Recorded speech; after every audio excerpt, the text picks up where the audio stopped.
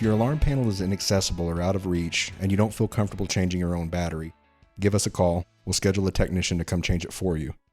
Otherwise, it's fairly easy to replace yourself. Locate your alarm panel, usually in an attic space or interior closet.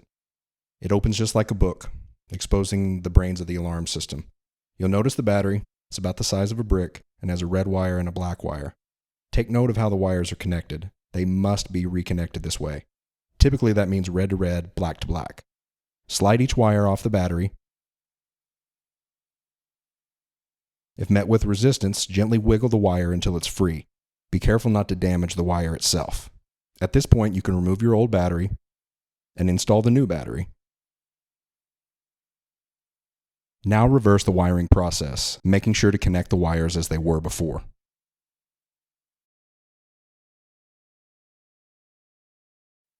You've now replaced your battery.